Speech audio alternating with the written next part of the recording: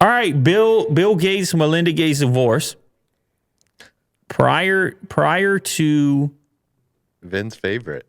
prior to the divorce taking place. Yeah, this is Vin's favorite topic on Earth right now. On TMZ too. Yeah, this is Vin's website. Wow, I just realized TMZ has they their kill it. Hang on a second. They have their phone number in the banner. Scroll up, Will.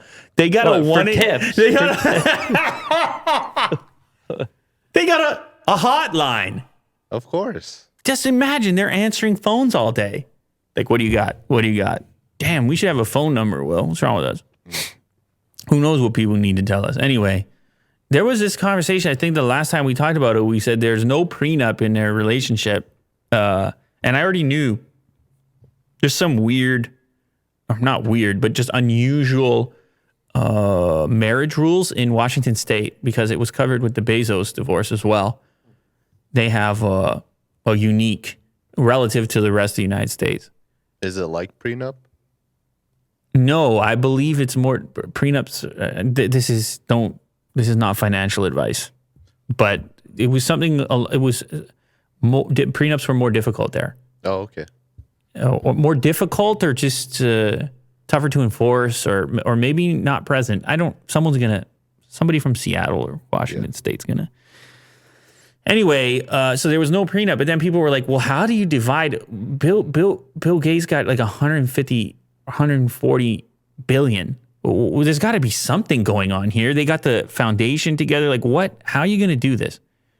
And so now you get these reports that around $2 billion in stock moved from Bill to Melinda on the day of the divorce.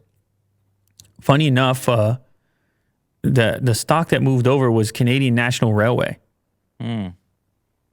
Imagine that Bill Gates owned 1.53 billion in Canadian National Railway shares. That's a ton of shares. It's 14 million shares of Canadian National Railway, similar to Vin's holdings.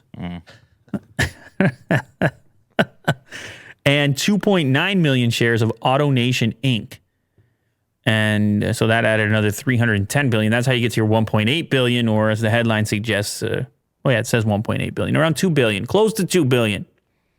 And that was on the day of the divorce. So like, did they got together, or their lawyers did, they knew the thing was going to happen. They were getting things ready to go.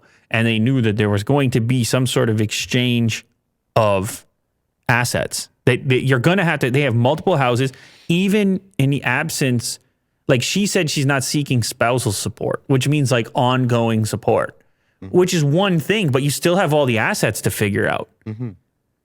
And as I mentioned when we first talked about it, the foundation alone is like a $40 billion thing. Mm. Yeah, they have businesses together. It's out of control. It's a huge thing to untangle. And but anyway, there is going to be some wealth moving around.